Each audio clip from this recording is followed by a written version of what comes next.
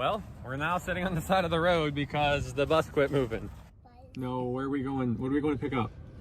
A bus. Are we picking up a school bus on your birthday? What do you think of that? What do you think? Cool? Yeah, that's cool. I like it. All right, so the bus garage accepted our offer. We came in under reserve. So I contacted them and they accepted our offer, or our bid. So we are heading to the bus garage now to pick up our bus.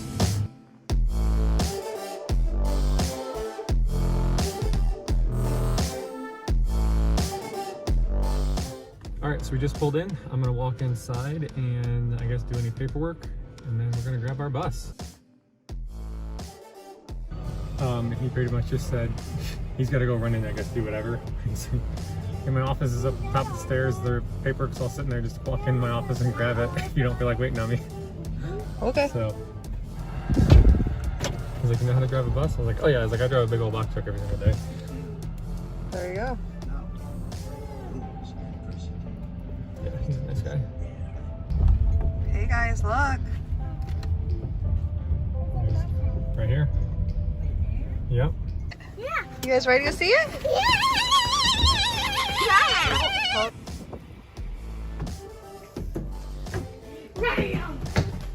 What do you think?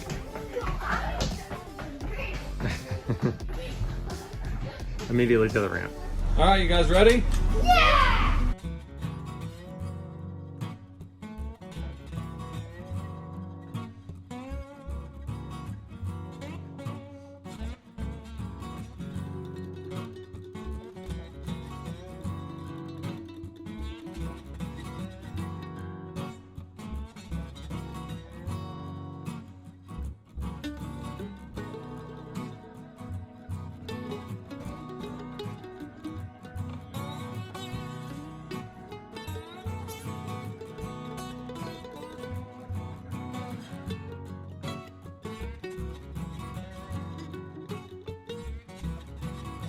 You guys having fun?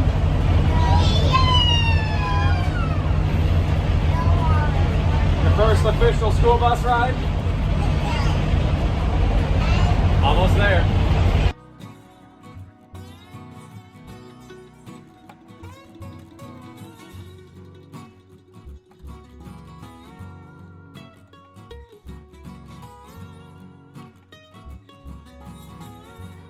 Well, we're now sitting on the side of the road because the bus quit moving. So that's kind of a interesting start to things, but I actually just called the bus garage and they gave me two things to check real quick. So I'm gonna check those out and see if we can get this thing back on the road. All right, so I found a popped fuse. I gotta see if I can figure out a way,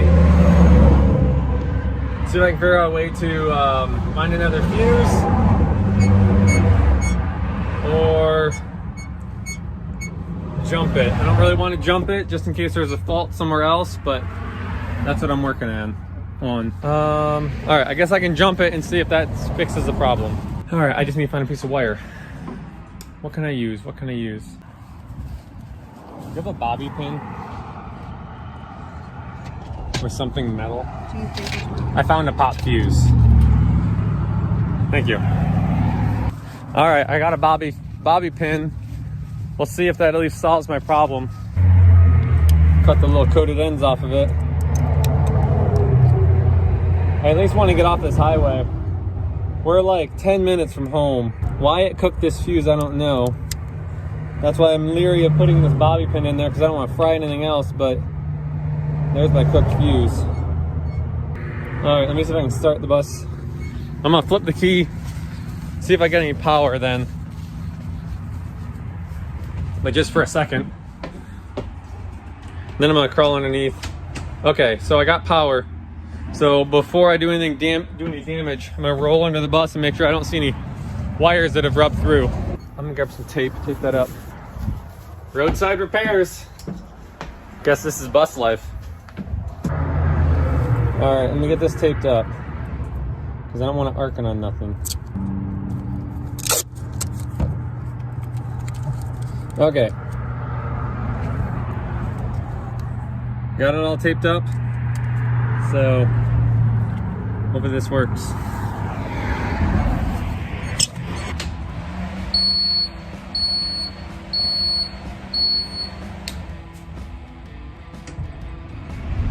Yes!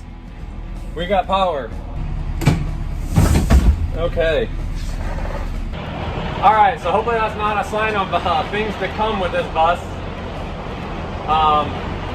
Kudos to Kenton County Bus Garage, because I called them up and I was like, hey, I just picked it up and told them what happened, and they got their head mechanic on the phone. He told me 2 things to check, and so I'm real thankful. You know, they're super nice bus garage, super nice guys. So thankful. Thank you to those guys for helping me get this thing back on the road. I'll do a little bit more diving in to see why that fuse popped. Could have just been corroded and built up a lot of heat because it's melted. So back on the road. We're almost home.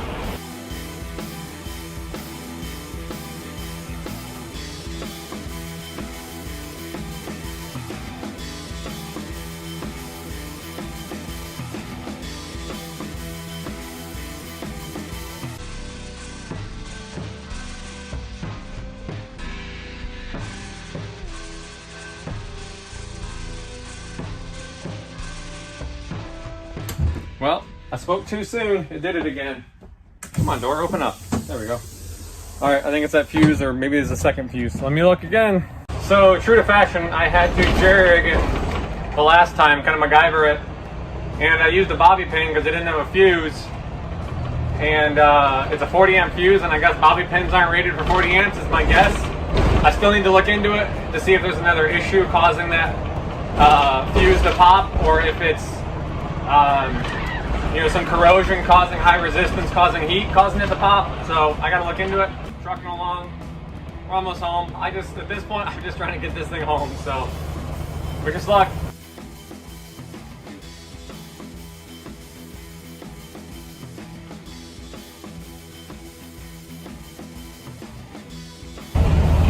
Alrighty, well that was interesting.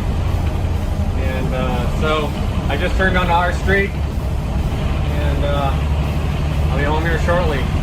When we stopped that first time, I threw the kiddos in the van and actually pulled the van in front of the bus because I don't like having that bus or that van behind the bus on a busy highway like that. So I figured it was safer having them in the van in front, and I just sent them on their way with Jess after we got the bus going. So they are probably home, and I had to go a slightly different way because the way I would normally go, the turn to get onto our street is super tight and super narrow, and I don't think this bus will make that turn, so I had to go up kind of around the country block and come in a little bit of a different way. So, but I will be home shortly. Guys, what's coming up the road? What is it? Go ahead in, kids.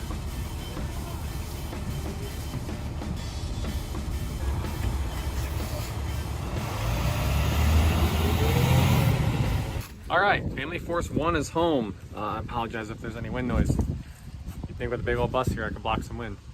Got the bus home, so we'll do a quick walk around of it. I know you guys have seen school buses before, so I'm not gonna take a whole lot of time, but we'll just look at our bus. So, like I said earlier, it is a 2006 RE300, and it's, I think I said 40 foot in the first video. I think it's closer to 38. I haven't actually measured it.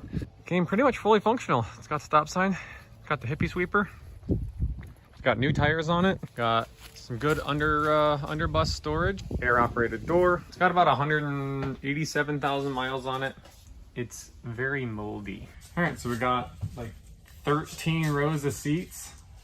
It even came with some cameras, but all the equipment's still in it. CB's in it. Our plan is we're probably gonna end up taking all these windows out, covering some of them up completely, and then also putting RV windows in other places where we want windows, because bus windows, they just don't seal well. But like I mentioned before, it's got an Allison trans.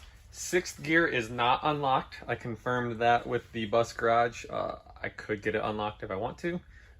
They did say it does about 68 miles an hour right now, so I don't really need to go much faster than that.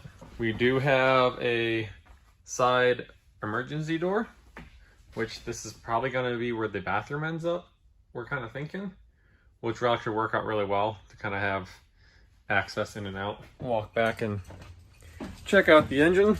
Oh, and I can kind of better explain the situation with the transmission and the popped fuse. All right, so it's actually still the way it was from when we got it home. You can see here the bobby pins, and there's 2 of them. And you can see there it's still getting hot, which it's not a great connection in there. But this fuse supplies the main power to the transmission. So when that fuse popped, the transmission lost all power and it shut the bus down. So I think my plan is I'm just gonna rewire from the battery to wherever the transmission takes the power, because I did notice multiple butt connectors, and I don't know if there's just a spot where the wiring's wore through. Just to be safe, just run some nice new wire, a new fuse holder, because this one's kind of melted.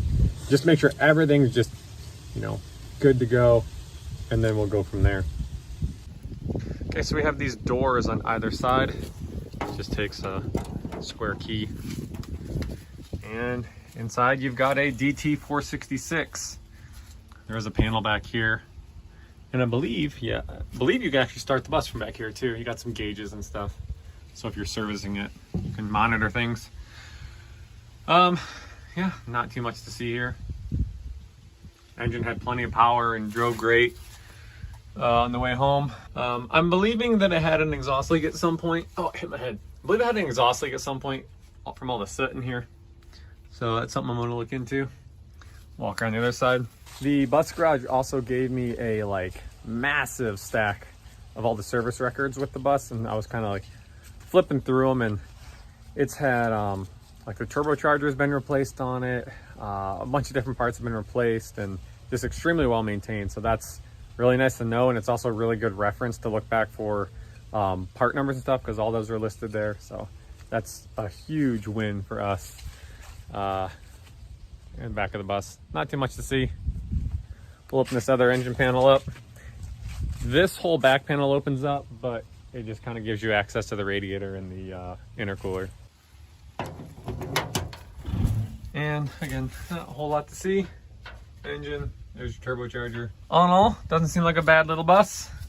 Well, little, it's not really little, that's for sure. Get out of there. So shortly, we'll be starting the deconstruction, demolition inside the bus. We got to get all the seats out, obviously. Get interior panels down, get flooring up, all that fun stuff. And just starting to rock and roll on this thing. What I got to do first, though, is I got to finish the parking area before we're parking this big old behemoth.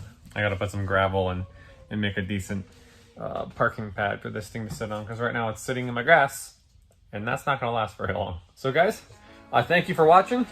Drop any questions or comments down below. If you haven't yet, swing on over to Instagram and check out the Family Force One Instagram. It is linked in the description below. And thank you guys for watching, and tune in next time.